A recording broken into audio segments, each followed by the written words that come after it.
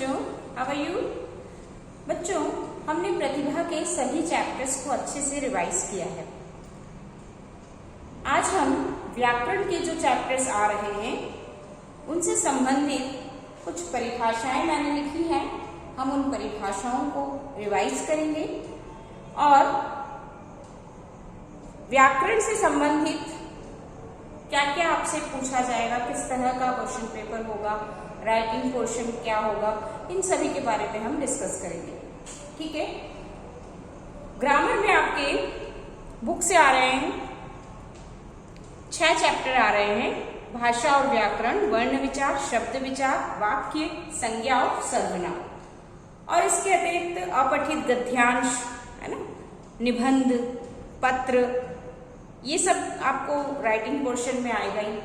अपठित गद्यांश, निबंध और पत्र ये आपके सब्जेक्टिव पेपर में आएगा और बाकी आप ऑब्जेक्टिव में जो चैप्टर्स हैं ये सभी ऑब्जेक्टिव में पूछे जाएंगे 1 मार्क्स में। ठीक है। तो आपको ध्यान से इन चैप्टर्स को पढ़ना है ताकि आप एक एक नंबर को वेस्ट न जाने दें, आपके एक एक नंबर आपके पास रहे, है ना। तो इसके लिए हमें चैप्टर को पढ़ना होगा, उससे रिलेटेड जो मुख्य होता है, हर चैप्टर में जो डेफिनेशंस दी है वो आपको अच्छे से याद होनी चाहिए। डेफिनेशंस आपको याद होगी, परिभाषाएं, तो आप पूरे चैप्टर को अच्छे से समझ पाएंगे। जैसे मैंने यहाँ कुछ डेफिनेशंस लिखी है, मैं रिवाइज कर रही हूँ, आप ध्यान से उन्हें सुनेंगे। पहली है भाषा। भाषा क्या होती है बच्चों? भावों तथा विचारों के आदान प्रदान का माध्यम भाषा कहलाती है। किसे कहते हैं भाषा?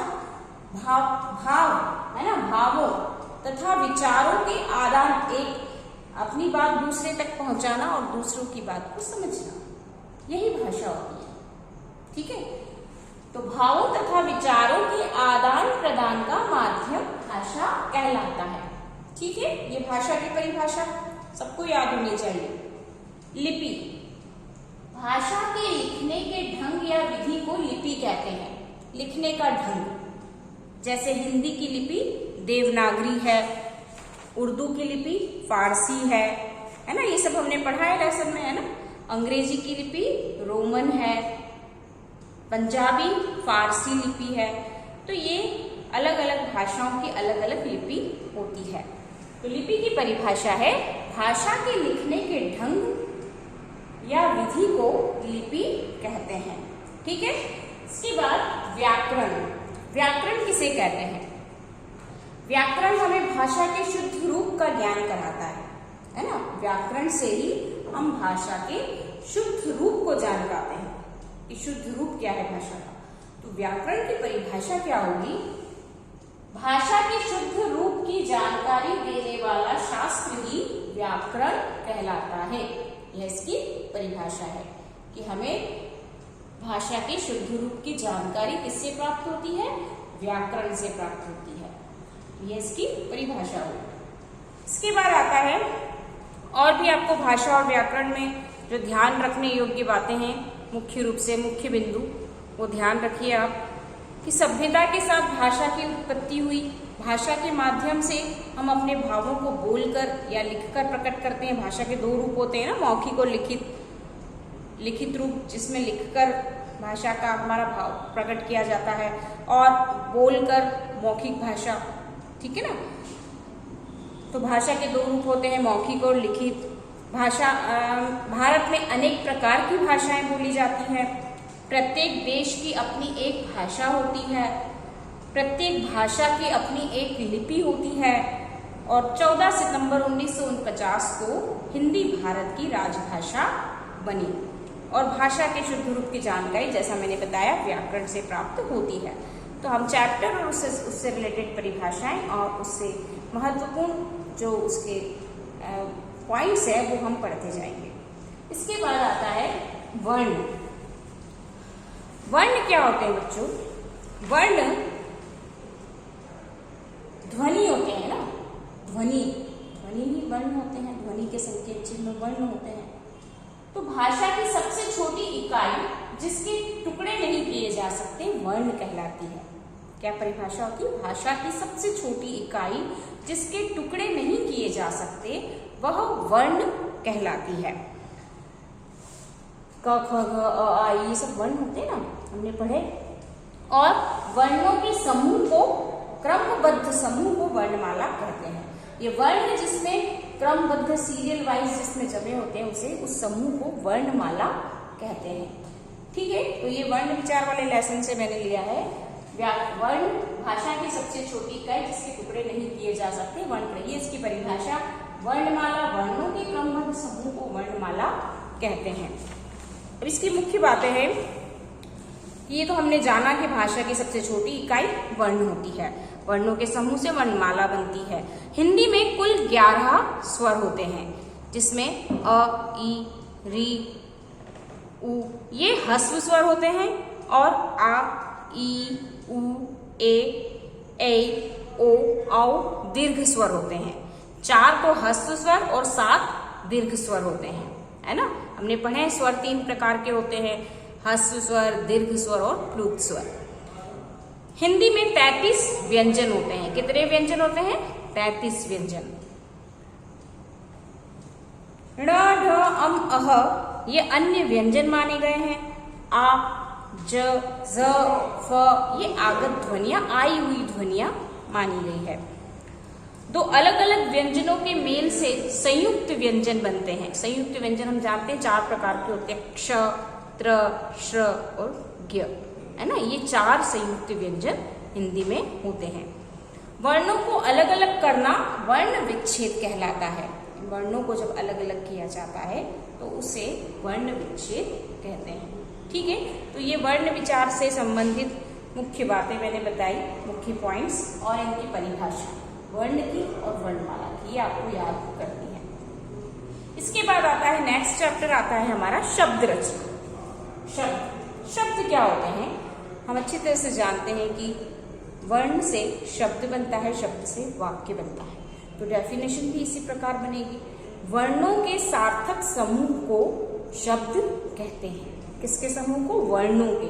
वर्णों के सार्थक, सार्थक का मतलब कि उनका कोई ना कोई अर्थ होना चाहिए, है ना। सार्थक समूह, वर्णों के सार्थक समूह को शब्द कहते हैं कि हर समूह का कोई ना कोई अर्थ होना चाहिए।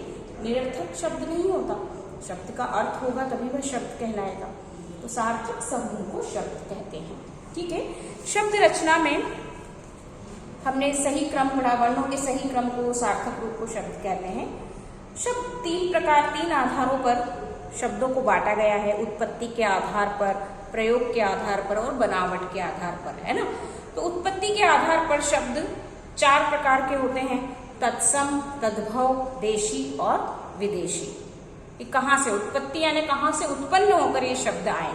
हिंदी में, हिंदी भाषा में बहुत सारे शब्द हैं। तो ये शब्द कहाँ कहाँ से आए हैं, हिंदी में आकर कहाँ से आकर हिंदी में मिल गए हैं, उनकी उत्पत्ति के आधार पर उन्हें 4 भागों में बांटा गया है, तत्सम, तद्भव, देशी, विदेशी। ठीक है, उसके बाद प्रयोग। प्रयोग के आधार पर शब्द 2 प्रकार के होते हैं, विकारी और अविकारी। ठीक है, बनावट के आधार, बनावट रचना के आधार पर, ना स्ट्रक्चर के आधार पर शब्द 3 प्रकार के होते हैं, रूढ़ शब्द, यौगिक शब्द और योग रूढ़ शब्द। ठीक है, ये 3 प्रकार के होते हैं। बच्चों, विकारी और अविकारी के बारे में हम डेफिनेशन इसकी मैं बताऊं। विकारी शब्द क्या होते हैं? विकारी यानी जिनमें परिवर्तन होता है, कि ऐसे शब्द जो लिंग, वचन और काल के कारण परिवर्तित हो जाते हैं, उन्हें विकारी शब्द कहते हैं। और ऐसे शब्द जो लिंग, वचन और काल के कारण परिवर्तित नहीं होते, उन्हें अविकारी शब्द कहते हैं। तो ये शब्दों के बारे में हमने पढ़ा। शब्द किसे कहते हैं? वर्णों के क्रमबद्ध समूह को या वर्णों के सार्थक समूह को शब्द कहा जाता है। शब्द को 3 आधारों पर बांटा गया है शब्दों को। पहला उत्पत्ति के आधार पर, दूसरा प्रयोग के आधार पर, तीसरा बनावट के आधार पर। ठीक है, इनके प्रकार भी हमने पढ़े। तो ये शब्द विचार आपका कंप्लीट हुआ। इसके बाद आपका नेक्स्ट चैप्टर है वाक्य, है ना। जैसा मैंने बताया आपको, वर्ण से शब्द और शब्द से वाक्य बनता है ना। तो वाक्य की डेफिनेशन होगी कि शब्दों के सार्थक समूह को वाक्य कहते हैं। वाक्य कहलाता है। कि शब्द का समूह तो हो लेकिन उसका अर्थ भी हमें स्पष्ट होना चाहिए। जैसे एक वाक्य है, मैं प्रतिदिन व्यायाम करती हूँ, है ना, तो मैंने इसको सार्थक रूप में इसको क्रमबद्ध से लिखा है, इसलिए मुझे इसका अर्थ समझ में आ रहा है। अब मैं इसको बोलूंगी मैं हूं करती व्यायाम प्रतिदिन, तो कुछ समझ में नहीं आएगा क्या बोल रहे हैं। तो हमें ध्यान रखना है कि वाक्य किसे कहते हैं? शब्दों का वह सार्थक समूह जिसका अर्थ स्पष्ट हो उसे वाक्य कहते हैं, है ना। साधारण सिंपल शब्दों में हम डेफिनेशन लिख सकते हैं कि शब्दों के सार्थक समूह को वाक्य कहते हैं। ये भी आप लिखेंगे तो सही होगा, ठीक है। अब इसके अंतर्गत मुख्य बातें हैं। वाक्य के दो अंग होते हैं, उद्देश्य और विधेय, है ना। वाक्य के दो अंग होते हैं, उद्देश्य और विधेय। उद्देश्य होता है जिसके बारे में बात की जाए और विधेय होता है उद्देश्य के बारे में जो कुछ कहा जाए। जैसे उदाहरण के लिए हम लें कि राम मोहन की किताब पढ़ता है या राम कहानी की किताब पढ़ता है, तो राम क्या है? उद्देश्य, और विधेय क्या है? कहानी की किताब पढ़ता है। तो राम जिसके बारे में बात की जा रही है और उद्देश्य वो उद्देश्य हुआ, और विधेय जिसके उद्देश्य के बारे में कुछ कहा जा रहा है, कहानी की किताब पढ़ रहा है। कौन पढ़ रहा है? राम पढ़ रहा है। तो यह वाक्य के दो अंग होते हैं, उद्देश्य और विधेय। वाक्य दो प्रकार के होते हैं, रचना के आधार पर और अर्थ के आधार पर, ठीक है। रचना के आधार पर वाक्य के तीन प्रकार होते हैं, तीन भेद होते हैं, सरल, संयुक्त और मिश्र, है ना। सरल, संयुक्त और मिश्र किसके आधार पर? रचना के आधार। रचना के आधार पर वाक्य के तीन प्रकार होते हैं, सरल, संयुक्त और मिश्र। इसके बाद अर्थ के आधार पर वाक्य के 8 भेद होते हैं, विधानवाचक, निषेधवाचक, प्रश्नवाचक, आज्ञावाचक, संदेहवाचक, इच्छावाचक, संकेतवाचक और विस्मयादि बोधक वाचक। ये 8 प्रकार के होते हैं। आपको प्रकारों के नंबर आप ध्यान रख लीजिए। रचना के आधार पर 3 प्रकार के होते हैं, सरल, संयुक्त, मिश्र, और अर्थ के आधार पर 8 भेद वाक्य के माने गए हैं। ये वाक्य का लेसन यहाँ पर इतना ही काफी है आपको याद करना। वाक्य की परिभाषा, वाक्य के कितने अंग होते हैं, उद्देश्य और विधेय, उन अंगों के नाम, उद्देश्य कौन सा होता है, विधेय क्या होता है, और इसकी डेफिनेशन, इसकी एग्जाम्पल के साथ इसे समझाना, ये आपको विशेष रूप से पढ़ना है, ठीक है। इसके बाद नेक्स्ट चैप्टर आता है संज्ञा, पार्ट 5 संज्ञा। संज्ञा की परिभाषा जानते हैं कि किसी व्यक्ति, वस्तु, स्थान या भाव के नाम को संज्ञा कहते हैं। कोई भी नाम जो होता है वो संज्ञा कहलाता है। संज्ञा के प्रकार इसमें दिए हैं। संज्ञा के 3 प्रकार होते हैं, व्यक्तिवाचक संज्ञा, जातिवाचक संज्ञा और भाववाचक संज्ञा। जिन शब्दों से विशेष व्यक्ति, प्राणी, वस्तु और स्थान आदि के नाम का पता चलता है उन्हें व्यक्तिवाचक संज्ञा कहते हैं। जिन शब्दों से एक ही जाति अथवा वर्ग की जानकारी मिलती है उसे जातिवाचक संज्ञा कहते हैं। और जिन शब्दों से व्यक्ति के मन के भाव, गुण, दोष, अवस्था और कार्य की जानकारी मिलती है वे शब्द भाववाचक संज्ञा कहलाते हैं। जातिवाचक संज्ञा सर्वनाम और विशेषण और क्रिया में कुछ शब्द जोड़कर भाववाचक संज्ञा बनाई जाती है। जैसे आपकी इसमें दिए गए हैं कि जातिवाचक संज्ञा से भाववाचक संज्ञा बनाना, सज्जन है तो सज्जनता, सरल सरलता, शत्रु शत्रुता, मानव मानवता। सर्वनाम शब्द यदि है तो उससे भाववाचक संज्ञा कैसे बनाई जा रही है, निज निजता, सर्वनाम है निज, और अपना सर्वनाम शब्द है अपनापन। विशेषण सरल सरलता, कायर कायरता, लोभी लोभ, है ना, मोटा मोटापा। इस तरह से भाववाचक संज्ञा बनाई जाती है। इसके बाद हिंदी में कुछ अंग्रेजी व्याकरण के प्रभाव से 2 प्रकार की संज्ञाएं और मानी गई है। कौन कौन सी? समूहवाचक संज्ञा और द्रव्यवाचक संज्ञा। समूहवाचक संज्ञा क्या होती है कि जिन संज्ञा शब्दों से किसी समुदाय या समूह का बोध हो उन्हें समुदायवाचक संज्ञा कहते हैं। ठीक है।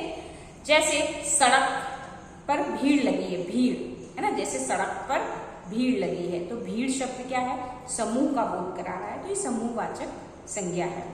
सैनिकों की टोली मार्च कर रही है, सैनिक, सैनिक शब्द में भी सैनिकों की मतलब बहुत सारे, उसमें सेना है ना, जो शब्द ये भीड़ का हमें बोध करा रहे हैं, समूह का बोध करा रहे हैं, इसलिए यहाँ समूहवाचक संज्ञा। इसके बाद द्रव्यवाचक संज्ञा। द्रव्यवाचक संज्ञा मतलब जिनसे हमें किसी मेटल के बारे में, किसी लिक्विड के बारे में पता चलता है, द्रव्य पदार्थ के बारे में, द्रव्य यानी लिक्विड पदार्थ के बारे में, मेटल के बारे में, है ना, इनके बारे में यदि हमें पता चलता है, जैसे सोना चांदी है, पानी है ना, दूध है, तो ऐसे लिक्विड जिनके बारे में हमें पता चलता है, तो वो द्रव्यवाचक संज्ञा के अंतर्गत आते हैं। उसके बाद आता है नेक्स्ट सर्वनाम। अब सर्वनाम में आप डेफिनेशन जानते हैं सर्वनाम की, कि संज्ञा के स्थान पर प्रयोग होने वाले शब्द सर्वनाम कहलाते हैं। इसकी डेफिनेशन है, संज्ञा के स्थान पर प्रयोग में आने वाले शब्दों को सर्वनाम कहते हैं। ठीक है। सर्वनाम में 6 प्रकार के सर्वनाम आपकी बुक में बताए गए हैं, कि सर्वनाम के 6 भेद होते हैं। पुरुषवाचक सर्वनाम, निश्चयवाचक सर्वनाम, अनिश्चयवाचक सर्वनाम, संबंधवाचक सर्वनाम, प्रश्नवाचक सर्वनाम और निजवाचक सर्वनाम, है ना। ये 6 प्रकार के सर्वनाम आपकी बुक में दिए गए हैं, जिनमें पुरुषवाचक सर्वनाम में जिसमें बोलने वाले, सुनने वाले तथा किसी तीसरे व्यक्ति के लिए जिन सर्वनाम शब्दों का प्रयोग होता है, वे शब्द पुरुषवाचक सर्वनाम कहलाते हैं। ये 3 प्रकार के होते हैं, है ना, उत्तम पुरुष, मध्यम पुरुष और अन्य पुरुष, ये हमने पढ़ा था। फिर इसके बाद आता है निश्चयवाचक। निश्चयवाचक यानी जिस सर्वनाम शब्द से किसी निश्चित व्यक्ति या वस्तु की जानकारी मिलती है, उसे निश्चयवाचक सर्वनाम कहते हैं। अनिश्चयवाचक, जैसे निश्चयवाचक सर्वनाम के उदाहरण हुए, वह मेरे पिताजी की कार है, निश्चय हो रहा है वह मेरा घर है, यह मेरी पुस्तक है, तो उससे निश्चितता का बोध जहां होता है, वहां निश्चयवाचक सर्वनाम होता है। अनिश्चयवाचक सर्वनाम, जिस सर्वनाम शब्द से किसी व्यक्ति या वस्तु की निश्चित जानकारी हमें नहीं मिलती है, वह अनिश्चयवाचक सर्वनाम होता है। जैसे दरवाजे पर कोई खड़ा है, पानी में कुछ गिर गया है, कोई कुछ, ये अनिश्चयवाचक सर्वनाम के उदाहरण है। संबंधवाचक सर्वनाम, जो सर्वनाम शब्द संज्ञा या सर्वनाम का अन्य संज्ञा या सर्वनाम से संबंध बताते हैं, उन्हें उन शब्दों को संबंधवाचक सर्वनाम कहते हैं। जिसने नीली साड़ी पहनी है वह मेरी माँ है, जिसके हाथ में वह छाता है वह मेरे पिता है। तो इस तरह से संबंध बताने वाले शब्द जैसे जिसने, वे, जहां, वहां, ये सारे शब्द संबंधवाचक सर्वनाम के अंतर्गत आते हैं। इसके बाद आता है प्रश्नवाचक सर्वनाम, कि जिन सर्वनाम शब्दों का प्रयोग प्रश्न पूछने या करने के लिए किया जाता है, उन्हें प्रश्नवाचक सर्वनाम कहते हैं। तो ये प्रश्न जैसे कोई, जैसे क्या, कहाँ, किसने, किसको, ये सभी प्रश्नवाचक, आप जानते हैं प्रश्न सूचक शब्दों को, उन्हें प्रश्नवाचक सर्वनाम कहते हैं। निजवाचक सर्वनाम, जिन सर्वनाम शब्द का प्रयोग काम करने वाला अपने लिए प्रयोग करता है, स्वयं के लिए जो शब्द हम प्रयोग करते हैं, उन्हें निजवाचक सर्वनाम कहते हैं। जैसे अपने आप, स्वयं, खुद, है ना, खुद, ये सभी निजवाचक होते हैं। तो ये शब्द निजवाचक सर्वनाम। तो सर्वनाम की परिभाषा, उसके कितने भेद होते हैं, उन भेदों के नाम और उदाहरण ये आपको याद करना है। आप सभी बुक इस चैप्टर जो आ रहे हैं उनकी एक्सरसाइज आप कर लीजिए, और इन परिभाषाओं को, जो 9 परिभाषाएं मैंने यहाँ लिखी है, इन परिभाषाओं को अच्छे से याद कर लीजिए। ठीक है, तो आपको ग्रामर में कोई परेशानी नहीं आएगी। बाकी जो हमारा पत्र और निबंध, अपठित गद्यांश, ये जो है वो सब्जेक्टिव में आएगा, और इनसे रिलेटेड परिभाषाएं और ऑब्जेक्टिव क्वेश्चंस पूछे जा सकते हैं, तो आपको ये याद करना है। ठीक है बच्चों, तो आज इतना ही। नहीं समझ में आता है तो आप मुझसे पूछ सकते हैं, और ये जरूर लिखिए और इन्हें याद करिए। Okay, bye.